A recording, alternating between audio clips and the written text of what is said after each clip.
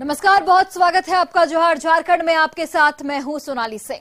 झारखंड में धर्म पर जारी है। राज्यों में दुख, तकलीफ और बीमारी को दूर करने के नाम पर धर्मांतरण की साजिश की जा रही है। कहीं प्रार्थना सभा में लोगों को जुटाकर ईसाई धर्म की ओर मोड़ा जा रहा है, तो कहीं लालच देकर भोले भाले आदिवासियों का ब्रेन जा रहा है। इस रिपोर्ट को आप गौर से देखिए। कहीं प्रार्थना से लोगों का प्रेम,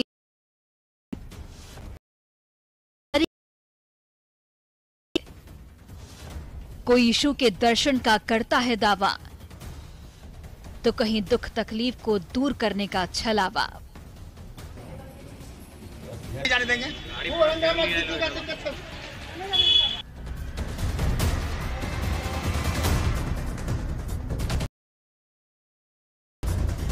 झारखंड की धरती धर्मांतरण के लिए एक सेफ जोन बनती जा रही है।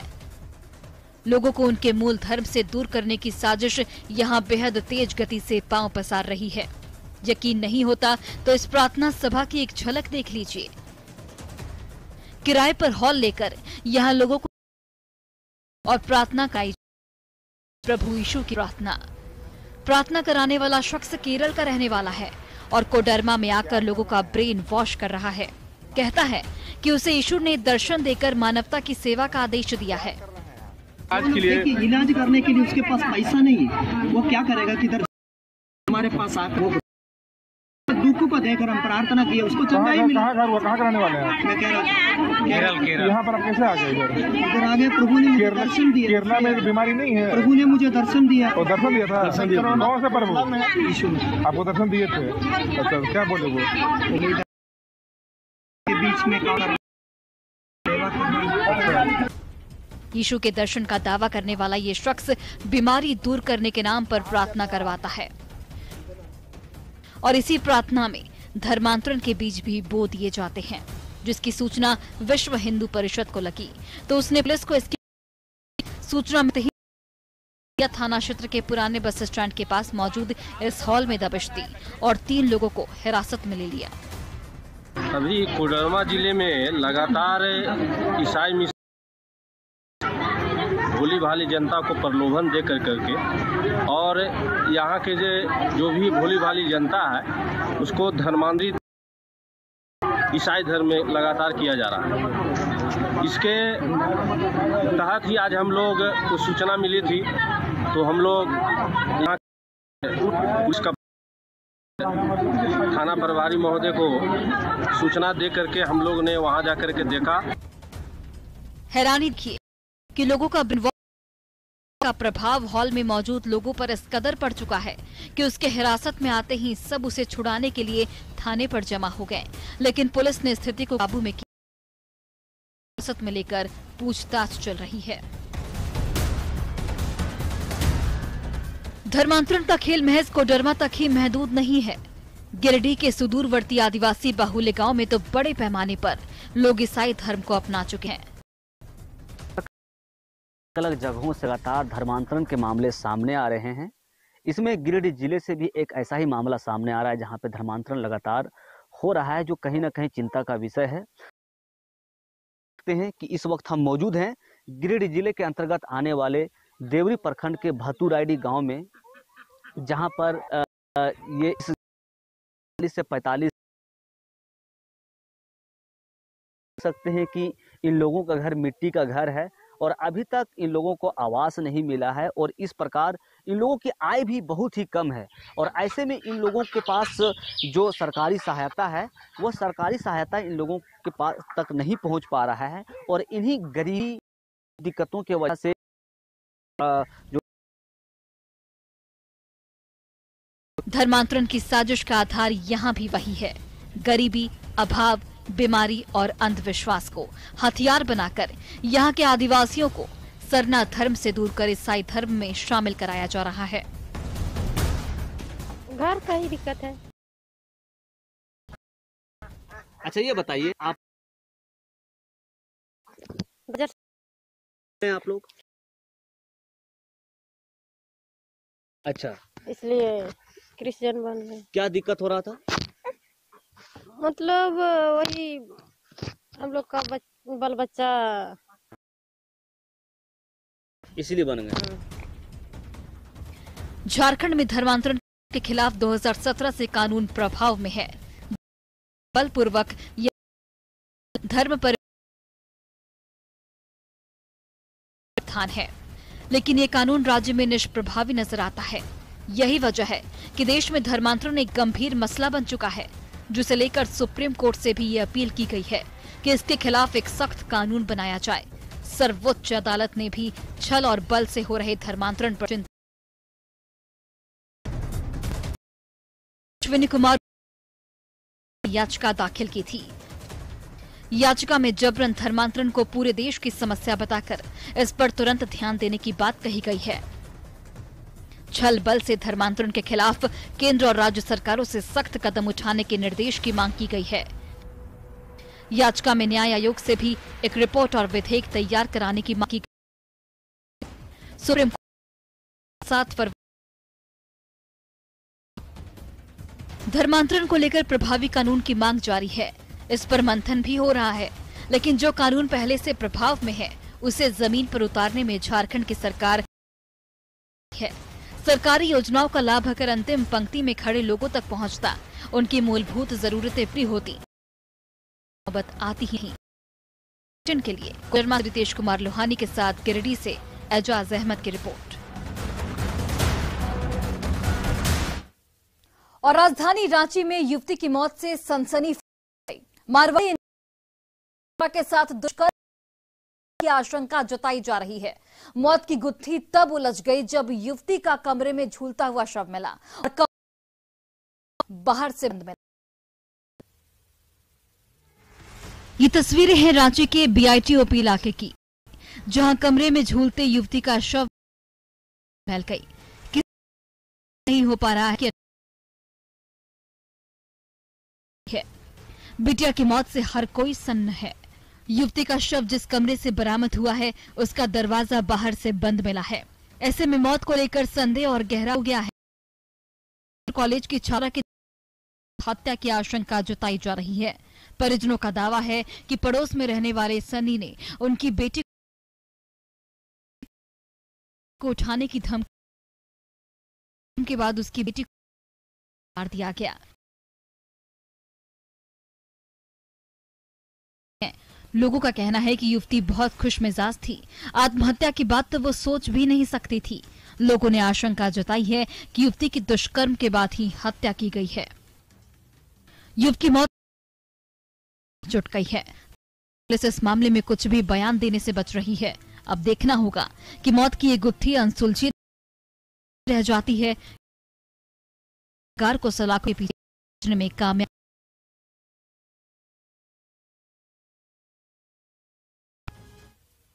और बड़ी खबर चतरा से, जहां टीएसपीसी के 3 उग्रवादियों को गिरफ्तार किया गया है। गिरफ्तार उग्रवादियों ने कुछ दिन पहले L&T कंपनी से 1 करोड़ की रंगदारी मांगी थी। लेवी नहीं देने पर अंजाम भुगतने की यहां पर पुलिस ने कोल परियोजनाओं के व्यवसायियों को डरा धमकाकर लेवी और रंगदारी वसूलने वाले 3 की मदद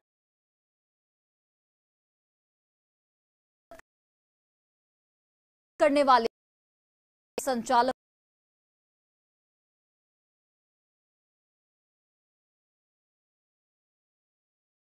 टीएसपीसी का पोस्टर चिपकाकर दहशत फैलाने का प्रयास किया था। उग्रवादियों के पास से 9 मोबाइल फोन, 525 पोस्टर और प्रिंटिंग प्रेस का लैपटॉप बरामद किया गया है। अक्सर डिजाइन और प्रिंट कर के संचालक को भी गिरफ्तार किया गया है। उग्रवादियों के द्वारा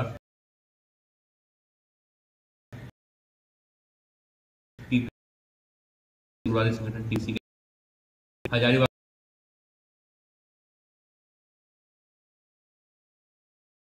पोस्टरबाजी की गई थी और पोस्टरबाजी करके जो जितने भी कंपनीज यहाँ पर काम कर रही हैं उन सभी कंपनीज को धमकाया गया था और लेवी की मांग की गई थी। पोस्टरबाजी में संलिप्त कुल 3 लोगों को गिरफ्तार किया गया और फिर हम लोगों को यह भी पता चला कि किस व्यक्ति के पास से उन लोगों ने पोस्टर का डिजाइन इत्यादि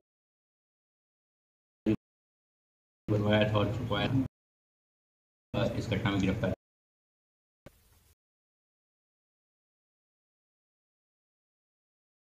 रुपए के विवाद में भाई ने भाई की हत्या कर दी। मां के श्राद्ध क्रम के बाद सिलेंडर में बची गैस के पैसे को लेकर दो भाइयों में विवाद हुआ और बड़े भाई ने छोटे भाई को रॉड से मारकर यहां पर मौत के घाट उतार दिया। छोटे भाई की घटनास्थल पर ही इससे मौत हो गई। घर के सदस्यों का यह कहना है 1 किलो गैस बचा। छोटे भाई ने अपनी की मांग कर दी।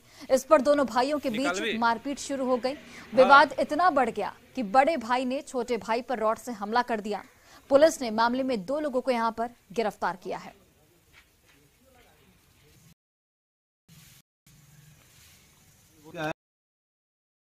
का कुछ मामला था, सिलेंडर भाई लोग का 75 करके। अच्छा, तो इन्होंने कहा, छोटा भाई बोला कि भाई 75 रुपया तुम दे दो या मेरे से ले लो, 2 में से एक होगा। 2 भट्टी था, 2 में से एक पहुंचा दिया था। ये एक भट्टी उसके अंगना में पड़ा था। वो कहा कि जाके भट्टी पहुंचा दो। इतना बात बोलते ही वो कर दिया, पकड़ के आने।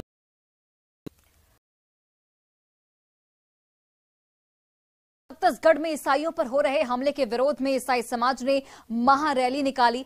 मेन रोड से मोराबादी मैदान तक ईसाई समाज के लोगों ने रैली निकालकर केंद्र सरकार के खिलाफ नारेबाजी की। आर्च बिशप फेलिक्स टोपो ने कहा कि समाज में सब लोग मेल मिलाप के साथ रहें और एक दूसरे से प्रेम, यही है।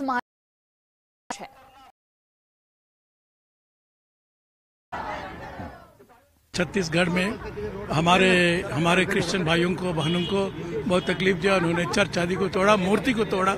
ये तो बहुत गलत बात है ना कि सभी को अपने धर्म को पालन करने का अधिकार है। हम लोग चाहते हैं कि हम लोग सबके साथ में प्रेम शांति से हैं, अपने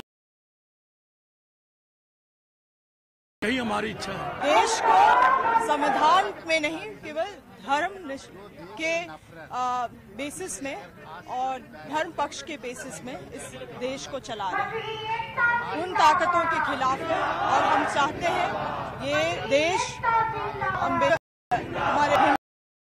का देश,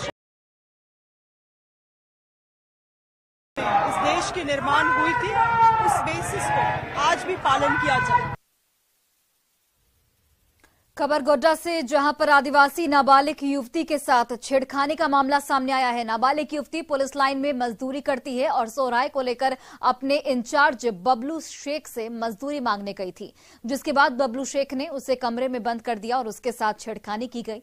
घटना पांडुबाथन के नजदीक बन रहे को जब कमरे में बंद होने की सूचना मिली तो लोगों ने आरोपी बबलू शेख की जमकर पिटाई की। बबलू शेख को पुलिस लाइन जाया गया और बेरहमी से पिटाई की गई। पुलिस ने आरोपी को इलाज के लिए अस्पताल में भर्ती कराया है। आरोपी युवक मुर्शिदाबाद का रहने वाला बताया जा रहा है। सूचना तो मिला, बंद कर दिया गया था और पैसा लेने के लिए शायद वो लड़की आई थी। उसी दरमियान पैसा लेने के दरमियान बात आया है। हम लोग उसमें जांच कर रहे हैं। अस्पताल में भर्ती कौन कराया? पुलिस लाके दिया। कब पुलिस आपको लाया है? रात को लाया, गाड़ी नहीं दिखा। मतलब कितना, मतलब पुलिस आपको गांव से मतलब उठा के लाया? तो कम करने के, लेकिन वहाँ पैसा लेने के लिए तो वहाँ पे पैसा दिया और घर में ताला बंद गया, रूम में बंद कर दिया इसको। रूम में बंद कर दिया। तो उधर में लड़का था तो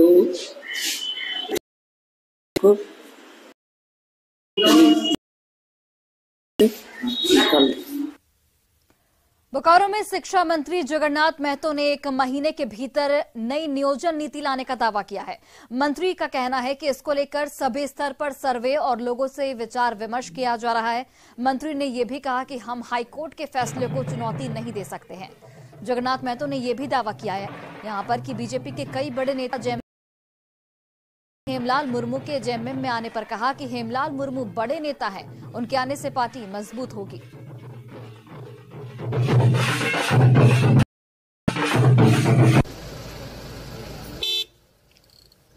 कोर्ट पर कोई चैलेंज नहीं कर पाता है, कोर्ट पर चैलेंज नहीं कर सकता है।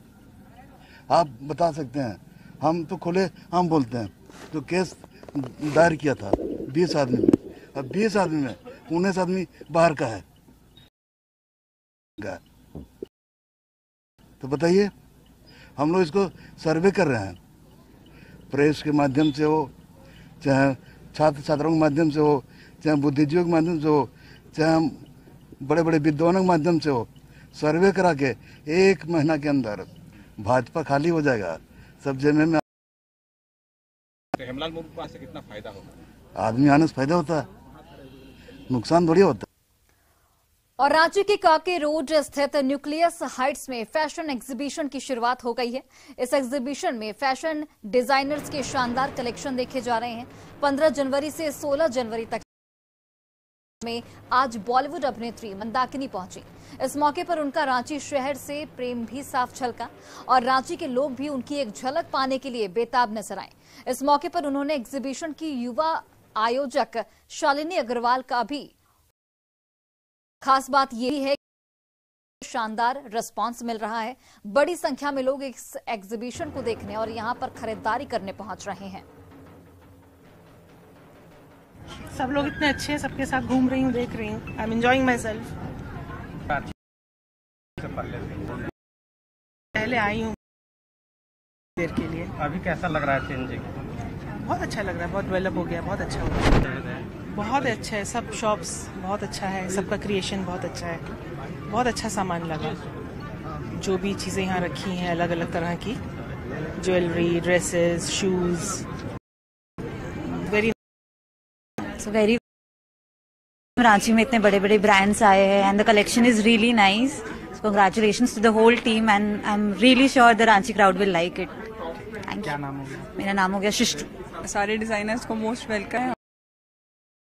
वेट करते हैं अच्छे डिजाइनर्स आए और अपना अच्छा एक्सक्लूसिव कलेक्शन बहुत ही अच्छा है। में काफ़ी अच्छा सारे अच्छे डिजाइनर्स आए हैं, तो अभी हम लोग वेट करें और भी आगे रांची में डेवलपमेंट हो। ये ब्रांड है प्लीट्स बाय अरुणी दिल्ली का, तो ये सारा इम्पोर्टेड फैब्रिक है, भी नहीं है। और एक ये कॉटन प्योर फैब्रिक है सारे। क्या कुछ सब कुछ अंडर 15,000, अंडर 15। और चलिए अब आपको दिखाते